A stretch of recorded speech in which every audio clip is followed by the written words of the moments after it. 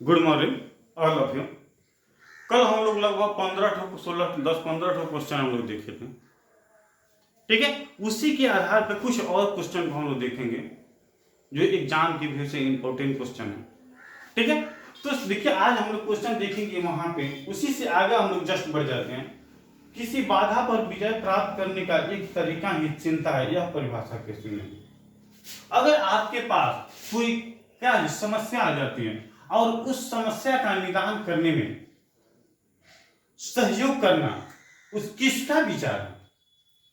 ठीक है, अब इस पे देखिए बाधा पर विजय प्राप्त करना किनका विचार है? ठीक है, विचार है। ठीक है, तो आपके पास यहां पे क्या आ जाएगा? ऑप्शन आ जाएगा। अब जैसे मानते हैं कि फर्स्ट में आपको दे दिया गया बीएन झा, ये सब क्या है? सब विदेशी। उसके बाद मानते हैं कि यहां पर दे दिया doctor Radha Krishna. C option दे दिया रॉस दे दिया गया। डी ऑप्शन दे दिया हरलॉक दे दिया गया। ठीक है, ई ऑप्शन दे दिया जेम्स महता दे दिया गया। ठीक है, और अस्तु दे दी। इस तरह आपके पास अनेक ऑप्शन आएंगे और उस ऑप्शन से आपको क्या करना है, उसका जो सही क्या है जवाब है उसको चुनाव करना है। तो आपका हो जाएगा बीएन झा। किसी बाधा पर विजय प्राप्त करने का सनी सबसे पहले के लिए बीएन झा ने दिए थे। ठीक है, उसके बाद देखते हैं वातावरण से अभिप्राय है। अब देखिए जैसे वातावरण की बात है, इन्वायरमेंट की, वातावरण से अभिप्राय है क्या है? जो इन्वायरमेंट है उसे क्या है? भौतिकी अभिप्राय है, सामाजिक अभिप्राय है, धार्मिक अभिप्राय, सभी है। तो वातावरण से क्या हो गया? सभी अभिप्राय हैं। भौतिकी भी हो सकता है, सामाजिक भी हो सकता है, धार्मिक भी हो सकता है, ऑल दीज हो। क्यों कि जिस इन्वायरमेंट में रहते हैं हम परिस्थिति के अनुकूल क्या करते हैं उस कार्य को करते हैं। ठीक है, अब चलिए इसके आगे हम लोग देखते हैं कुछ पॉइंट और क्वेश्चन है आपके यहाँ पे। ठीक है, इतना में तो किसी को कोई आपत्ति दिक्कत नहीं ना है। चलिए, रुचि होती है। रुचि का नाम सुने, इंटरेस्ट का नाम सुने। ठीक है, और रुचि सभी के पास क्या होती है? अलग अलग होती है। अब जैसे देखिए यहाँ पे क्वेश्चन लिखे रुचि होती है।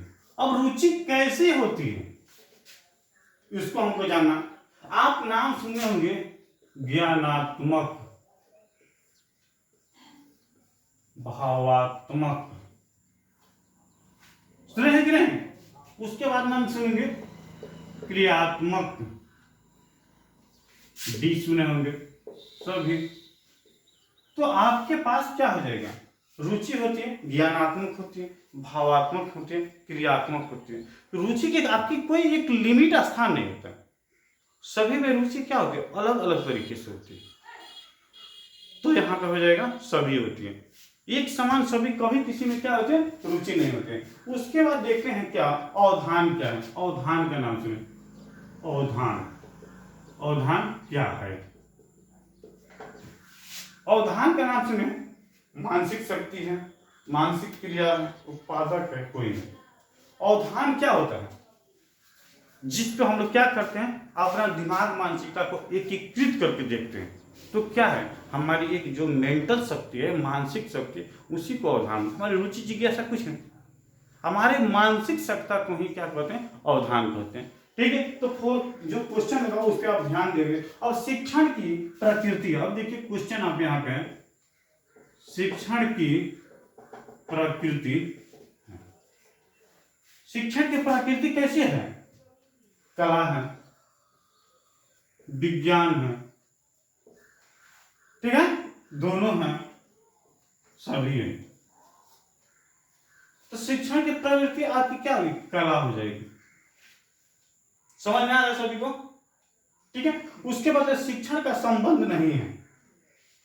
जब शिक्षण का संबंध नहीं है, शिक्षार्थी विद्यार्थी पाठ्यपुस्तक, उसका रिलेशन शिक्षण का क्या है? संबंध नहीं है, किसी से नहीं। आप रहिएगा तो आपको एजुकेशन मिलेगा, नहीं रहिएगा तो नहीं मिलेगा। आप नहीं बुक लीजिएगा तो क्या बुक नहीं बिकेगा।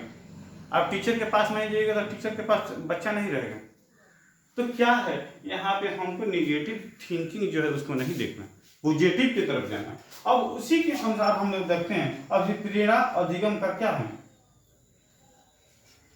क्वेश्चन देखिए, अभिप्रेरणा अधिगम का क्या है, इस पर हम लोग चर्चा करते हैं। अभिप्रेरणा का मोटिवेशन का आप लोग नाम सुने कि अभिप्रेरणा अधिगम का क्या है। ठीक है, तो अभिप्रेरणा मुख्य अंग है, सहायक अंग है, कोई भी अंग नहीं कार्य। तो अभिप्रेरणा क्या है, अधिगम का एक सहायक क्रिया, एक सहायक अंग है।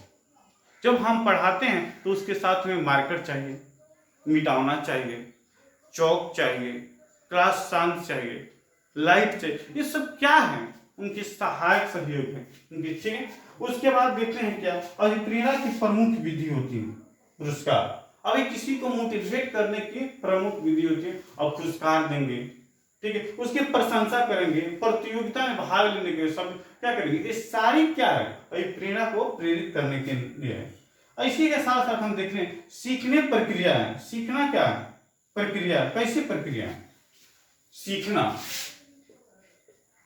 सीखना प्रक्रिया है।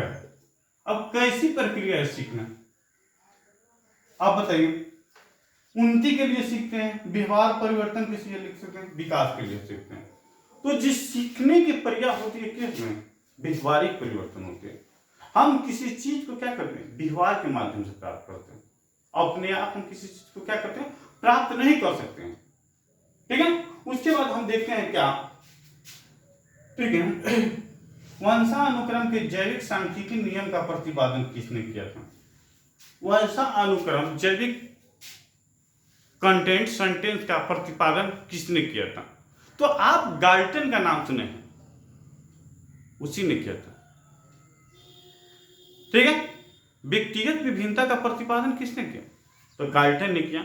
तो वही सेम चीज यहाँ पे आ जा रहा क्या कि वंशानुक्रम माने व्यक्तिगत, दुनिया के हर व्यक्ति क्या होते हैं, एक दूसरे से अपोजिट होते हैं, उल्टा होते हैं। सभी व्यक्ति में क्या होते हैं, एक समान एक्टिविटी नहीं होती है, एक समान क्षमता नहीं होती है, एक समान गुण नहीं, ये सब क्या होते हैं, अलग अलग होते हैं। तो समझिए कि क्या है वो सीखने की खेल विधि उपयोगी है। अब जैसे यहाँ पे देखिए हम लिख रहे हैं आपके, सीखने के लिए खेल विधि जरूरी है। ठीक है, सीखने के लिए खेल विधि जरूरी है। अब किस स्टेज में आपको खेल विधि का प्रयोग किया जाता है, जब बच्चा को कोई चीज सिखाया जाता है तो कुछ उम्र में उसको सिखाया जाता है। तो बाल्यावस्था हो जाएगा, किशोरावस्था हो जाएगा, शैशवावस्था हो जाएगा, उल्ट अवस्था हो जाएगा। तो बच्चा अक्सर सीखता क्या होता है, जो बचपना अवस्था होता है, जो बाल्यावस्था होता है, उस अवस्था में क्या चीज को सीखता है, ये हर चीज को आसानी से सीख लेता है। और उसी समय हम खेल विधि के माध्यम से बच्चा को क्या करते हैं, कोई ना कोई चीज को हम क्या करते हैं, सिखाते हैं। अधिगम का शिक्षा में योगदान है। ठीक है, अधिगम माने सीखने की प्रक्रिया शिक्षा के हर क्षेत्र में, उसी के माध्यम से हम क्या करते हैं, नया नया ज्ञान को अर्जित करते हैं, नया नया हम क्या करते हैं, एजुकेशन होता है उसको अर्जित करते हैं, नया नया जो शिक्षा होता है उसको हम क्या करते हैं, अर्जित करते हैं। तो जितना भी प्रक्रिया होती क्या होती है, शिक्षा के माध्यम से ही प्रारंभ कर देते हैं। ठीक है, अब जैसे थॉर्नडाइक के नाम सुने, अब थॉर्नडाइक क्या है, एक मनोवैज्ञानिक, उसका नाम आप लोग जानते हैं। अब जैसे पूछ लेगा कि थॉर्नडाइक ने अपना विचार किस चीज पे दिए थे, चूहा पर, बिल्ली पे, क्या चीज पे दिए थे, बंदर पे, तो आप वहां पे सस्पिशन में पड़ जाइएगा। उसके लिए आपको तत्पर रहना पड़ेगा, तैयार रहने पड़ेगा। वो आप जब पढ़ाई पढ़ते हैं, जब कुछ देखते हैं तो उसमें 3 ऑप्शन आता है, तत्परता के लिए, अभ्यास के लिए, प्रभाव के लिए। जब किसी चीज को जानते हैं तो आपको उसको किस प्रति क्या होना, तत्पर और तैयार रहना पड़ेगा। और जब उस चीज को जानना है तो आपको एक ही चीज को बार बार क्या करना चाहिए, अभ्यास भी करना होगा। और जब उसको अभ्यास करिएगा तो उसका जो प्रभाव होगा आपको कुछ ना कुछ दिखाई देगा। ठीक है, तो थॉर्नडाइक ने अपना विचार क्या चीज पे दिए थे, तो आप लोग को मालूम होगा, बिल्ली। ठीक है, तो अभी सबसे पहले आपको क्या करना है, घबराने की जरूरत नहीं है। जब आंधियां आती हैं तो लगातार आंधियां बहती नहीं रहती है, क्या वो शीतल भी होती है। तो आपके पास जो समस्या है और उस समस्या का क्या है, आप ही के पास सॉल्यूशन है। आप हजारों व्यक्ति से आगे हैं, लेकिन दुनिया के हर व्यक्ति से आगे नहीं है।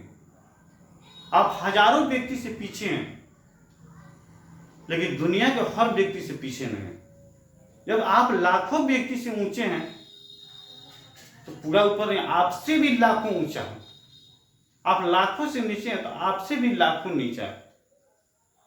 तो ठीक है, तो इस पे आपको ध्यान देने की जरूरत है। आपके जो पास विषय वस्तु है, पाठ पुस्तक, उसमें जो ऑब्जेक्टिव है उसको देखिए, या सब्जेक्टिव भी देखें तो उसी के आधार पर आपसे क्वेश्चन आपके मेंटली टेस्ट किया जाएगा।